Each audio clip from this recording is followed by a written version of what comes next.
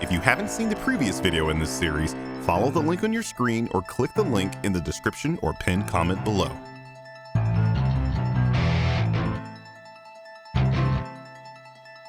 It's showtime.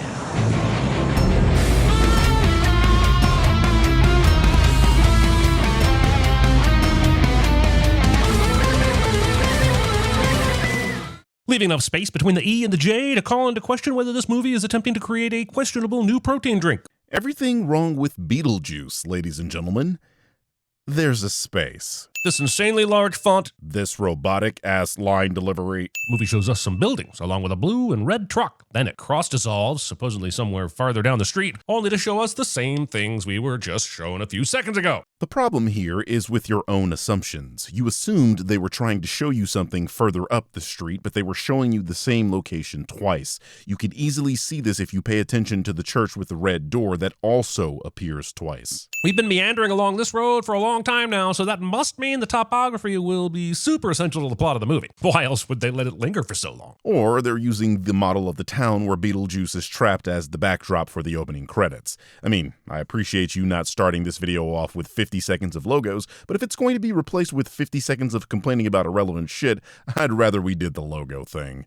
That's a big fella. That big fella is a goddamn giant spider and should be nowhere near your face. Have you seen Tarantula, Arachnophobia, Kingdom of the Spiders, Infested, or Stung? Maybe you should spend your vacation catching up on movies that explain why it's a terrible idea to let spiders near your face, instead of working on your Toy Town replication, Adam. Besides the fact that spiders are relatively harmless to humans, especially the larger ones, you just mentioned that the Toy Town wasn't going to be a larger part of the movie, and yet here it is. You know, playing a part in the plot. Oh, Barbara, this house is too big for you. It really ought to be for a couple with a family, you know? Choosing to open the door for this type of neighbor. I mean, it's the 80s. All neighbors were like that. Nowadays, they run the local HOA. There's a missed opportunity to make this a horror film with Jane as the aggressive real estate agent who kills the homeowner so she can continue to sell the house to the next victims. Look at that face! Nothing Beetlejuice does for the rest of the film will equal the terror I feel right now. That's racist. I mean, I know white people age like ice, but you didn't have to say it. She's only 23 for Christ's sake. She has her whole life ahead of her. Also, I realize I have now said Beetlejuice twice, but don't worry. Until the characters have died, he's not really on this plane of existence, I think. I mean, the movie doesn't really explain the rules of proximity and planes and all that, but that's not my fault. Oh nice, a tiny Michael Keaton is making an appearance here. Anyway, I feel like the rules are relatively straightforward. In the book, rule number 2, the living usually won't see the dead. The Maitlands are alive and there are no specters haunting this location. After they die, they become the spirits that are attached to this home.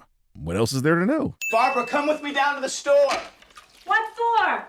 I need a new brush for this tongue oil. He needs a new brush for this tongue oil at 6:50 in the goddamn morning. Well, yeah, Alec Baldwin is a baby boomer.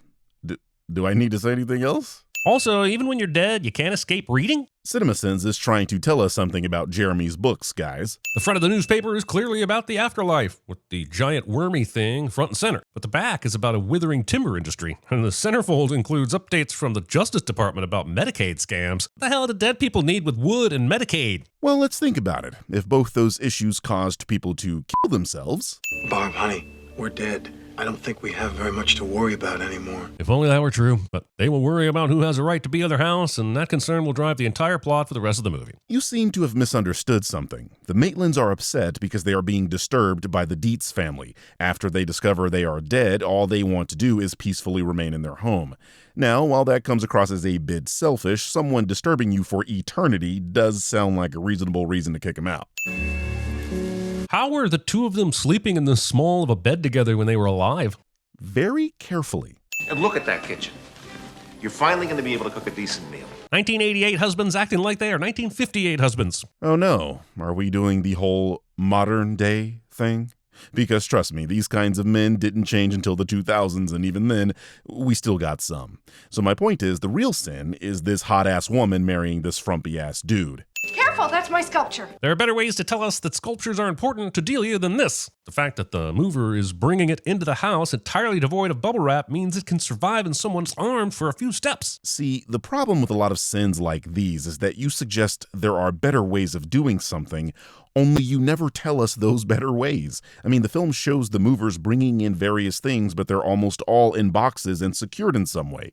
That this one isn't shows a lack of care for their property, and then they literally show the guy tossing it onto the table. I think I'm supposed to be scared. Instead, I'm immediately hyper-focusing on the anatomical insanity before me. This beak-like maxilla, can't open her chin, and abundance of teeth are an anatomical distraction more than they are fear-evoking. And someone please tell her to use mouth rinse. I'm not scared, I am confused. So am I, at the suggestion that she uses mouth rinse. Like, what did that have to do with anything here? Also, besides the fact that this skull represents Gina Davis's booty chin perfectly, I think the over-exaggeration of anatomical features is what makes it scary. Like, who is scared of anatomically correct skeletons? Besides LJ, of course.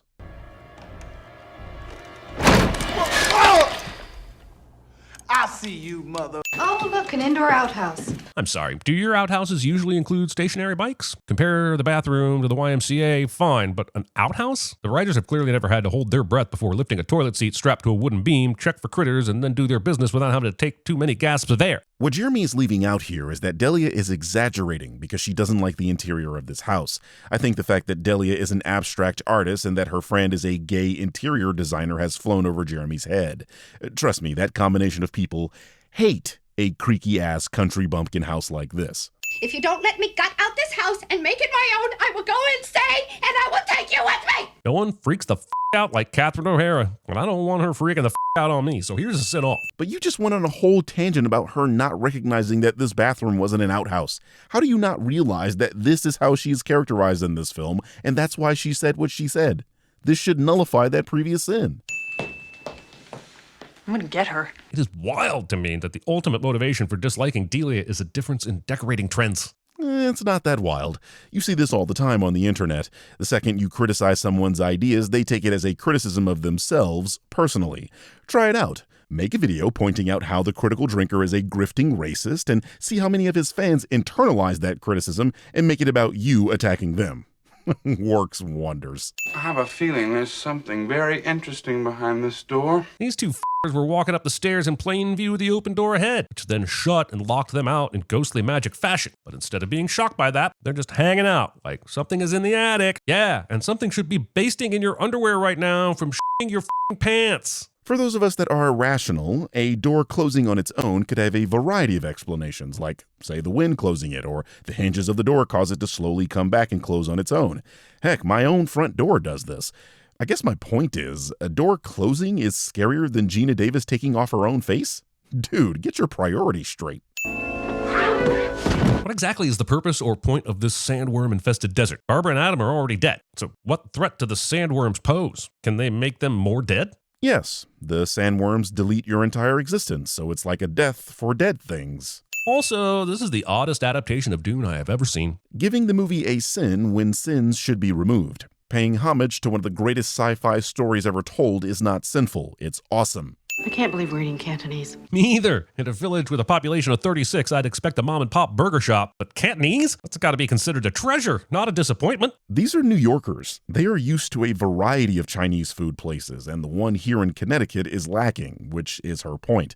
But I take issue with the idea that Cantonese should be considered a treasure.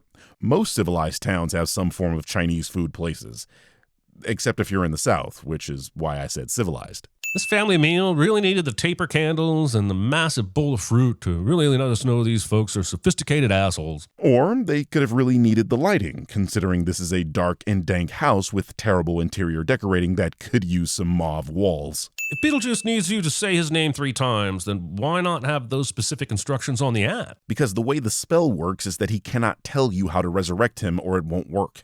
Also, let's go over the whole Beetlejuice versus Beetlejuice spellings. The antagonist name derived from the name of a constellation and is spelled with the Geuse on the end. And because studios think all audiences are dumb and easily confused, they wanted it to be a different title altogether. So Burton relented a little bit and changed the spelling on the end of the name for the film's title. So here's a sin for the studios thinking your average audience member is dumb no matter how correct that thought may be. And here's another sin for making me have to think for more than 10 seconds about how I want to go about spelling the title character's name for the rest of this goddamn video. Well, yeah, the casual audience is pretty dumb. I've been spelling it the correct way in this video, and I'm almost certain someone was going to make a fuss about it until we both talked about it right now, so they're slinking away from their keyboard because we just embarrassed them.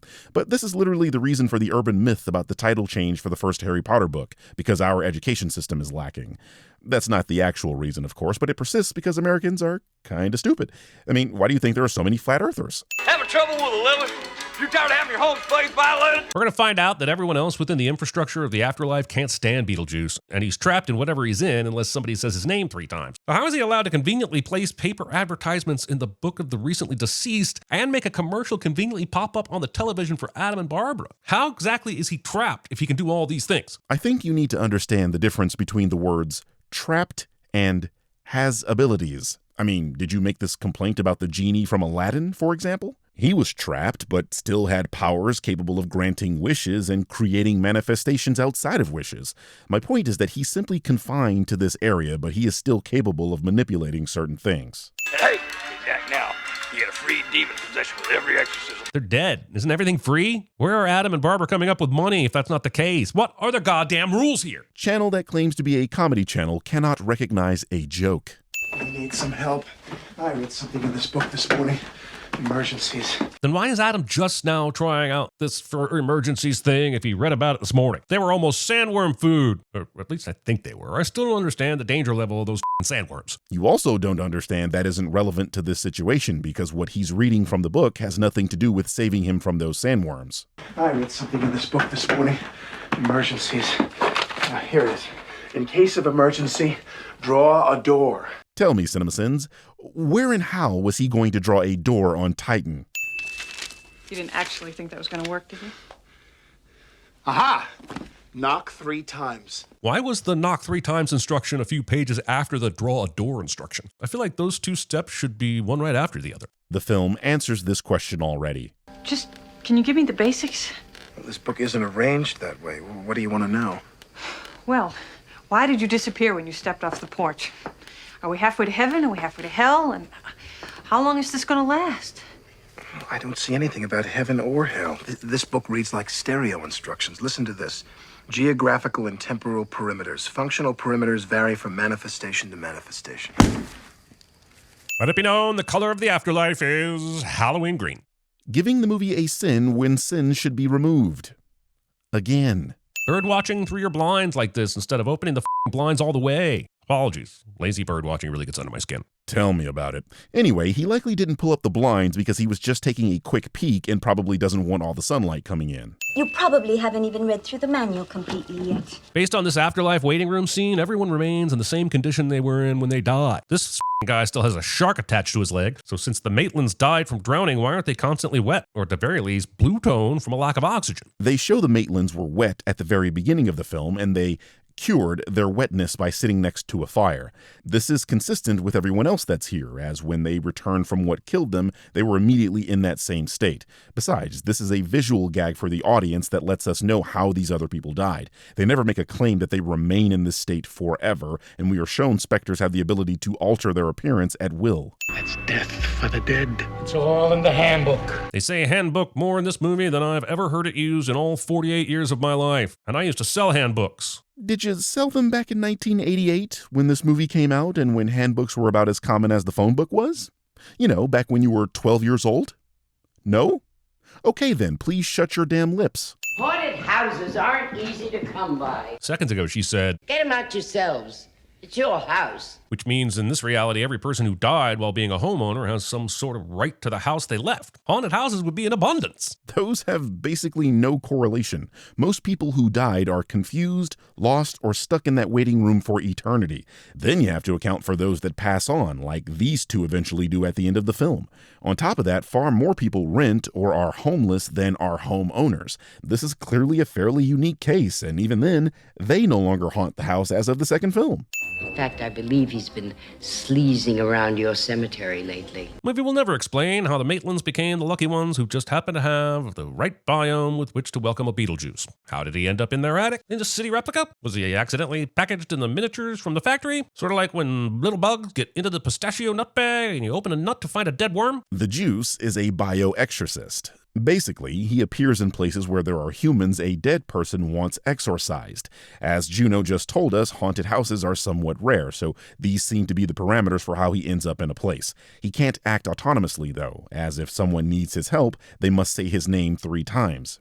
See? Pretty simple, and I learned all that just by watching the movie. The only way he can be brought back is by calling his name 3 times. I definitely don't want you to call up Beetlejuice for help, so I'm going to tell you exactly how to do it. She's also telling them how to get rid of him in case someone else summons him, like, oh, I don't know, Lydia Dietz? Do you want to spend the next 125 years having breakfast with this woman? Wait, are they still eating even though they're dead? I don't think Beetlejuice knows how to ghost correctly. I think they were implying that she'd be the one eating breakfast, but even then, they show Juno smoking a cigarette, so maybe they can eat. Besides, this is Tim Burton's idea of what the afterlife is. You can't tell him how his version of ghosts work. Like what? Imagine if I told you that disabled kids couldn't have superpowers. If you guys are gonna do that weird sexual stuff, do it in your own bedroom. I wonder if the movie creators stopped to consider how strange it was to have their minor taking pictures of what she thinks to be her parents doing weird sexual stuff. I think the only one making this weird is you, my dude. Polaroids do not take pictures this quickly. Polaroids do not develop this quickly. And ghosts are not real, but that didn't stop Tim from making a movie about them. What, you thought this was depicting reality or something? Movie makes it seem that Beetlejuice needs to be dug up to be freed, but earlier it showed us a commercial where he was strutting around the miniature set. So which is it? Is he trapped in a coffin, or is he a dramatic ghost who enjoys wasting people's time? So you saw the ad he put on TV and still don't understand that this dude has powers? Finally, let's meet this legend of a character. Based on everything I've been told, Beetlejuice is chaotic and dangerous and... Oh, and a womanizing, pus-leaking sleaze. Great. So we're sending a movie for the antagonist behaving poorly? Really? And I mean, it's not even like this movie is celebrating his actions, so you're just agreeing with the film and still claiming they're wrong. I've seen The Exorcist about 167 times, and it keeps getting funnier every single time I see it! Michael Keaton, the sin is on any of us comic book nerds who were concerned at all about whether or not he could pull off Batman. Us comic book nerds. Nice f***ing model! I don't remember when grabbing a crotch became a way to emphasize sarcasm, but I blame this movie for it no matter where it falls in any timeline. Giving the movie a sin when sin should be removed. Again. We did it! They did it! No need to show us the work. We totally believe that Adam and Barbara, who couldn't do more than cut holes in sheets a few scenes ago, have figured out how to haunt people using music and turning shrimp appetizers into demon claws. This is manipulation of the audience. We were shown earlier that they intuitively knew how to alter their appearance before they got any information from the netherworld. That scene you're referencing showed us that they could manipulate real-world objects. Now, is this really that much of a stretch after they've been at this for 3 months? No ghost here. Thank you for reminding me that the movie called Beetlejuice has only had a tiny sliver of said juice. Think about what you're saying at this point. What would you have named this movie if nothing about the film changed and you were giving the naming responsibility? You would clearly call this movie Beetlejuice. There's no other way around it. Besides, a movie's title has nothing to do with who will show up most often. This is a juvenile critique. We come for your daughter, Chuck. Wait, what? Why is Beetlejuice interested in a kid? It's for gross reasons, isn't it? God damn it, 80s. All right, now let's be for real about this. Beetlejuice has been around since the Black Plague, which would make him roughly 630 years by this point. There isn't an age gap that will make any sense here. Also, the age of consent in Connecticut is 16, and while I vehemently disagree with that bullshit, it would be technically legal, as Lydia is 17 years old here. What I'm really saying is, the real sin is Connecticut's laws. Beetlejuice, Beetlejuice, Beetlejuice! So saying his name 3 times again makes him go back to his prison? That's not only convenient as hell, but how would Barbara know this? They showed Barbara figuring out that saying something 3 times is how these spells work. When she wanted to escape from the miniature, she said, Adam, we have to get out of here. I agree, but I'll fix something to eat. Home! Barbara, how did you do that? Given that the Juice's name needs to be said 3 times for him to appear, the reverse should also be true following the logic of this world. I wonder where a guy, an everyday Joe like myself, could find a little action. Movie has time for this. Didn't you just complain that there isn't enough of this guy in this movie? I mean, it's only 90 minutes. A strip club feeling the need to advertise it has air conditioning. Well, trust me, you don't want to make the mistake of going into one without it. Have you ever smelled ass and chicken wings? Not a good combination. Ask me how I know, and I'll tell you about this one time in Silver Lake. The whorehouse was my idea. She's powerful enough to be monitoring the activities at the Maitland's home and summon a house full of sexy devils to juice Beetlejuice's beetle? These magical dead beings and their abilities really lack explanation. I like being trusted to use my brain, but a few details to kick me off in the right direction are important. Otherwise, we put the writing into the lazy category. But if they over-explain stuff, you would just send the movie for exposition. Besides, when you mention the movie has time for this, you're leaving out that it's a part of the plot, a way to distract a malevolent entity. Dude, almost this entire video needs a rewrite. Coach, where's the men's room? You still have to go to the bathroom when you're dead? Beetlejuice makes being dead seem like more of a hassle than being alive. See what I mean? He's being presented with the rules, but still gets upset at them, thinking that this world needs to adhere to the real world, which is even more amazing considering there is no afterlife. Pipe down, Christians. Lydia's note includes a line that says, "I can no longer stand to be used as a toy between two deceitful worlds," but for some reason the movie only has her narrate that she feels alone and is going to jump off a bridge. Why not give the audience this crucial bit of character detail that helps us understand she feels used by everyone since she can see both worlds? Because that was the purpose of physically showing us the letter? Not bad, not bad. Not bad. They did a similar thing at the beginning to try and scare the Dietzes, and it didn't work. Why does Juno think this time it will be different? They didn't even attempt to leave after Beetlejuice almost killed Otho and Charles. Listen, man, she said it was not bad, not that it was great. Trust me, this stuff would scare even more people than just LJ. You gotta say my name 3 times. What's your name? Well, I can't tell you. So Beetlejuice can't tell people his name, but he can have it shown in print and television ads? Yes. It'll be tricky, but I think I can handle it. No! Wait, what am I worried about? Otho, you can't even change a tire. Acting like raising the dead and changing a tire are comparable. That's literally her point. I think Otho somehow went through the chapters to find the dramatic timing and loved ripped asunder words, and then mashed them up with an exorcism spell somehow. It is a very complex series of events to take place, and I just don't believe that Otho had enough time to figure this out without also accidentally summoning Satan. Then it's a good thing the Judeo-Christian concept of God doesn't exist in this world. Oh, and also the world of Beetlejuice. They're dying! They're already dead. They can't feel a thing. It's obviously not true, Mr. Goulet, but I still don't understand how the dead can fucking die again. This movie is not even attempting to explain any of this nonsense. Because it's patently obvious. There is an afterlife where the dead still exist. There is another plane where they would cease to exist. And that's what's happening here. I want out for good. In order for me to do that, hey, I gotta get married. This movie just keeps adding new rules whenever the story needs to be moved along. The undead have a fucking marriage visa policy now? See what I mean? Didn't he earlier complain about the movie not giving him the rules, and now that they are, they're just making shit up? Yeah, no shit, dipshit. It's fiction. Where does he think these rules come from? Some objective source that Tim Burton is borrowing from? Beetlejuice. Beetlejuice. Wait a second. Lydia already said his name 2.5 times earlier. Beetlejuice? Yes, that's it! Name's Beetlejuice? Beetlejuice. Is there an expiration time on how long the words linger in the air before they work? Yes. Did he just murder the Deans? This movie is a hell of a lot darker than his jaunty score and smiling faces would lead you to believe. I mean, yeah? We did hear him utter the F word and saw him grab his junk, right? Did you think this would be a 90s Saturday morning cartoon or something? We're gonna need witnesses. I guess in Delia's case, she'll be a witness of only what she can hear, which is fine. But there is an option to also let her actually see the events unfolding as well. Nobody told her to wear that bowler that would only be fashionable in 1920s France. Beetle! What are the limits of Bee's power? He's making things come to life, he's taking out teeth, and soon he'll be teleporting Barbara to Dune and Adam to Miniature Land. Is there a limit to what he's capable of? Because it seems like he's OP. Which is why they were warned not to summon him. Am I the only one actually watching this movie? Let it be known that Beetlejuice's ankles are very, very normal. Well, I mean, he did die by being poisoned. Also, looking at a man's ankles. I don't care if you are gay. Nobody likes man feet.